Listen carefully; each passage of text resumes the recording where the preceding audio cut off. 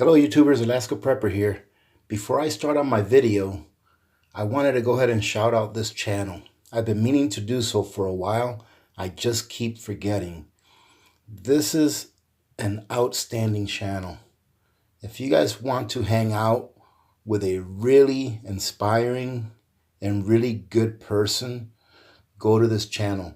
It's not fancy. You guys know I'm not into fancy, but it's wholesome and it's pure. And it's Deep South Bama with Mr. Tom. Now, this here is Mr. Tom. I'm not sure if you guys can see it here, but let me see if I can show you. This is Mr. Tom right here. And he is an outstanding person. And YouTube is a crazy thing because I've never met this gentleman in person, but you know, I kind of love the guy, you know, and that's how it is sometimes. But I have a favor to ask of you, and it would not only make Mr. Tom's day, but it would make the day of a very special person, and that would be his grandson, Davy. Not too long ago, about a month or so, Mr. Tom had Davy and his mother over for Davy's birthday. This is his 12th birthday. And the only thing that Davy wanted for his birthday, or the main thing he wanted for his birthday, was to appear in his grandfather's video. And he's really excited. He's always asking his grandfather, Mr. Tom, how many likes the video has, because it's the first time he's ever appeared on a YouTube video. So if you watch this video of them celebrating his birthday, you'll see that he's very nervous.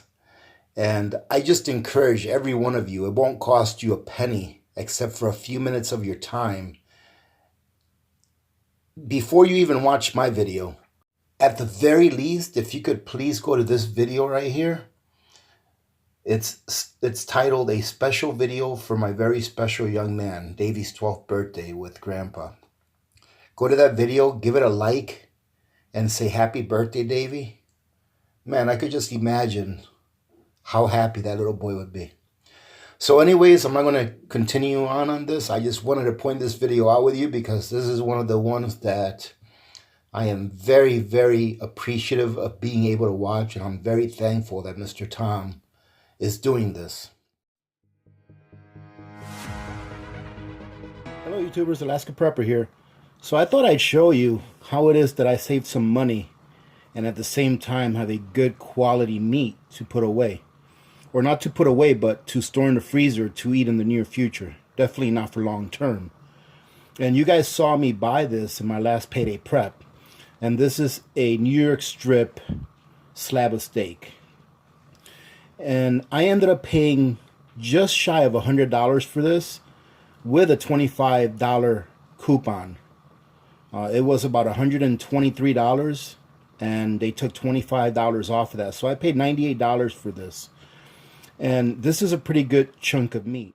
To me, steak is a little more difficult to digest than pork or chicken or fish.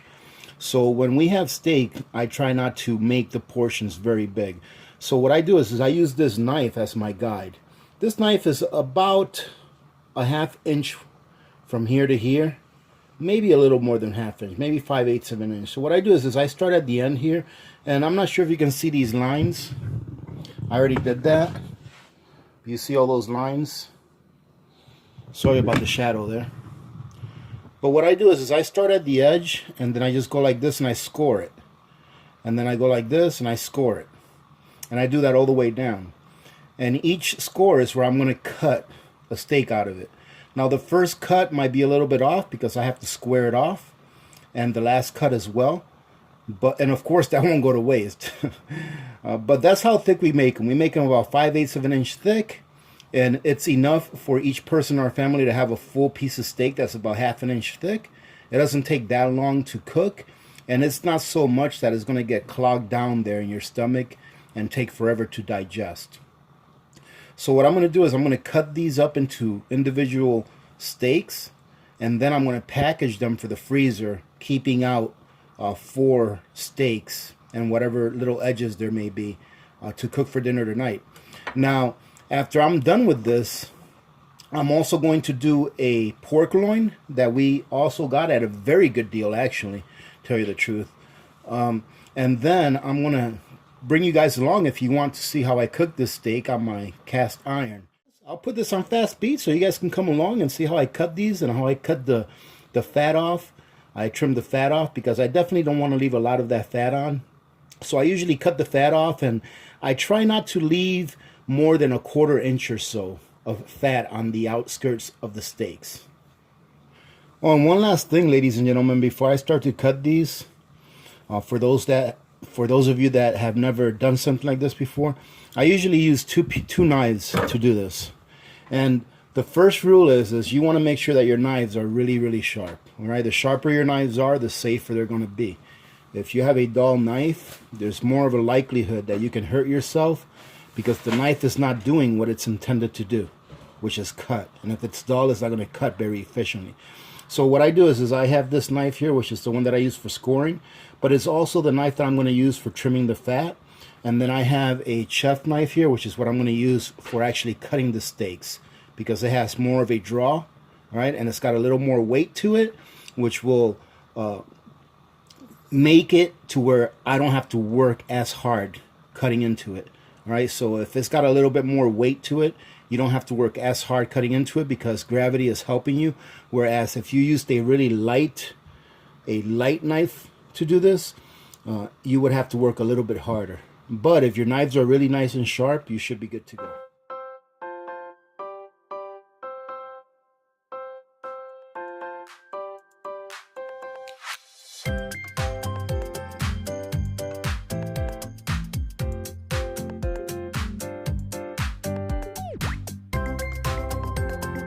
Well, as you can see, ladies and gentlemen, that did a pretty good job as far as making about 24 servings. And some of them I ended up cutting a little thicker than others because I missed the line.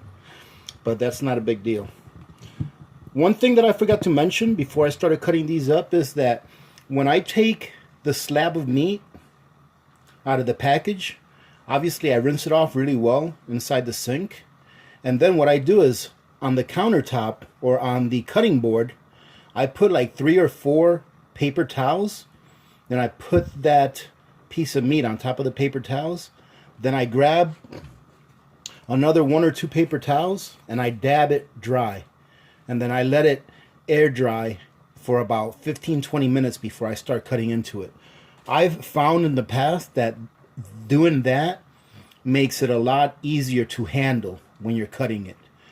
Some people will say that it's easier to cut the steak when it's really cold or like almost starting to freeze. That's true too, but I didn't feel like sticking that steak in the freezer and waiting for it. This way ended up working really well. I think one of the key things to remember is that you want to make sure you have a very sharp knife and try to dry out your steak as well as you can with a paper towel and letting it air dry for a few minutes. Now what I'm going to do is I'm going to go ahead and grab all of this fat off and put it to the side. And let me know in the comments, ladies and gentlemen, what you think I should do with this fat. I'll probably end up putting it in the freezer. I don't see myself making soap with it anytime soon. So what I think I'll do with it is I take out a little bit every once in a while. And whenever we're frying something or some steak or whatever, and then I fry it up and I give it to Dog. And it's a very tasty treat for her.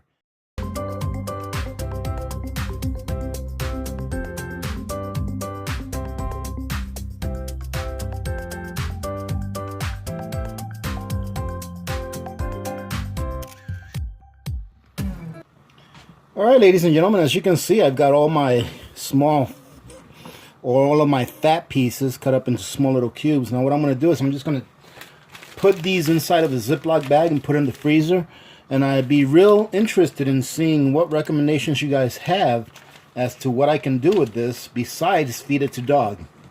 So I'm just going to go ahead and put this in a bag, and then I'll come back and I'll start wrapping up these steaks for the freezer.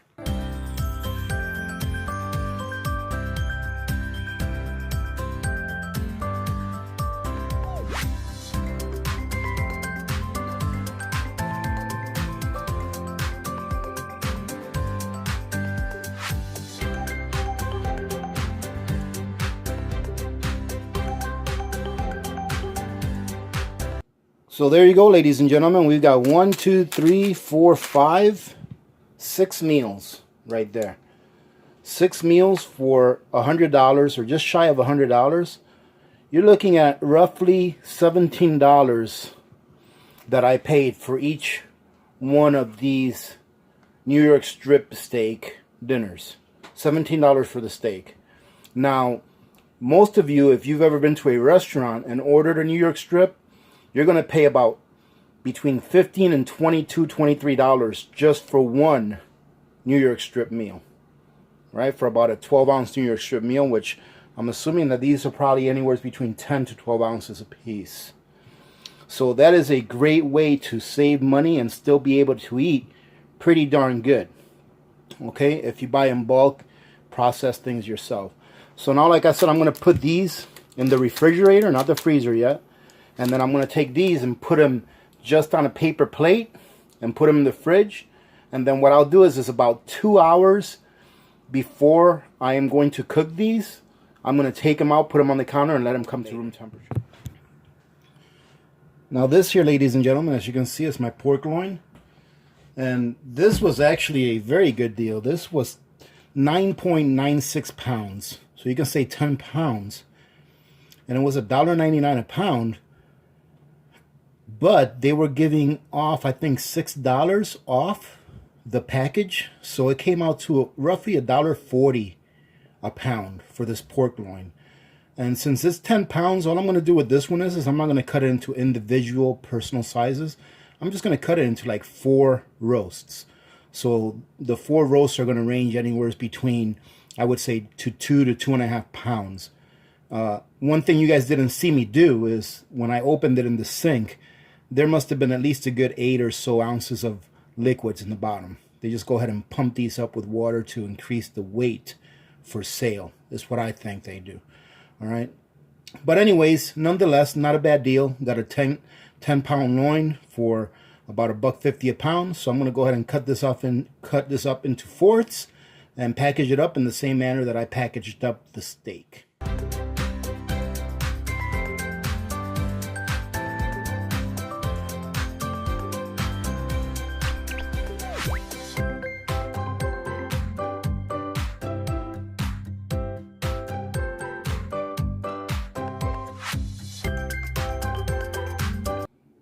And there you go, ladies and gentlemen. The pork is done, ready for the food saver. So I'm going to go grab the food saver.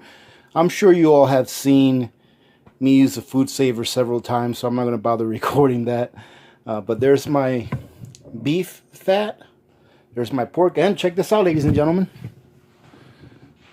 I was able to fit 2 turkeys in the pressure canner this time. So they're all ready to go. Now all I have to do is put this stuff away, and I'll be able to put this out on the counter so it can cool down so that we can start filling up jars and pressure canning it. Now this is what it looks like, ladies and gentlemen, once it's all done and vacuum sealed and packed away, getting ready for the freezer. So I just took these out of the fridge, and it's probably going to be about an hour or so before I cook it. So I'm going to go ahead and season these and let them sit out here so that they can get to room temperature. So all I do with a good piece of steak, ladies and gentlemen, I don't do much seasoning. All I do is put in a little bit of sea salt and pepper, and that's it. So I like to put in some sea salt and pepper on each side, and then rub it in. Well, not really rub it in, but just push it in so it'll stay there. And then I let it sit here until it's time to put it on the cast iron skillet. And what will happen is the salt is going to draw out some of the moisture, but letting it sit here will allow the meat to reabsorb that moisture that the salt draws out, in turn bringing some of that salt back inside of the meat. So that's what we're going to do here. It's going to let it sit, and then we'll bring you guys back when we're ready to put these things on the fire. Alright, so we are ready to cook this steak. So the first thing we have to do, ladies and gentlemen, is make sure that this pan is really nice and hot before we put in a little bit of olive oil. And the way I'm going to test that is by just sprinkling a little bit of water in it. And the water should evaporate right away. Okay, see that? I sprinkled water in it and just evaporated right away. So that means that tells me that pot is hot enough. So now we're going to put in just a little bit of olive oil in there. And ladies and gentlemen, there's plenty of ways to cook a steak. So this is just the way that I do it whenever I do it indoors. Now that we got our olive oil in there, we're going to go ahead and grab our steak. I don't think I can fit two in here, so I'll do one at a time. I'm just going to leave that there. And we're going to let that, being that these are only about 5/8 of an inch thick or so, I'm talking a little bit loud because I've got my pressure cooker on right now. I'm not sure if you guys can hear that in the background. So forgive me if I'm talking a little too loud. But we're going to probably cook that on each side for about 3 minutes. And I've got it on medium high right now. Let's see, yep, about medium high. And then when we go about 3 minutes in, we're going to go ahead and flip it over. Meanwhile, what I'm going to do is I'm going to do a couple of things. I'm going to put some ghee in there.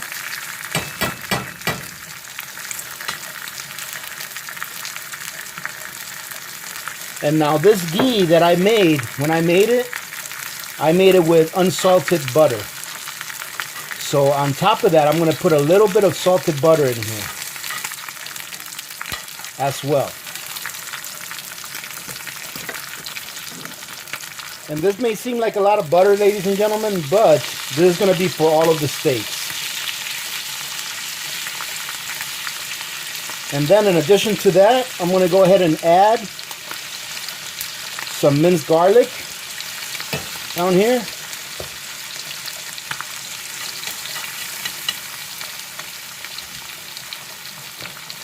And then what we're going to do is we're going to go ahead and start pouring that over it. Look at that. That's going to be delicious.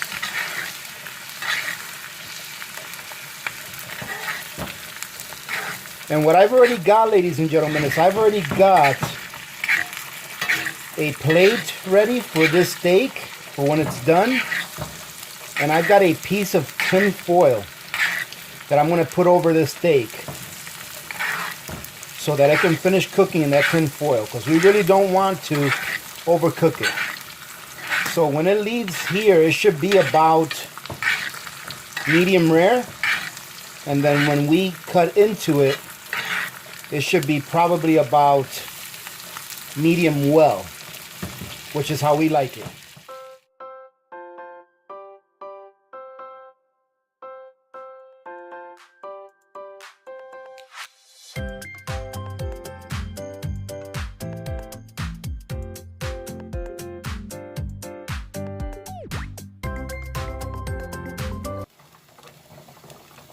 The potatoes are almost done and the steak has been resting for about 7 or 8 minutes. I think this is the perfect time to cut them, right before the potatoes get done. So I don't want to overdo it. But let's see how it came out.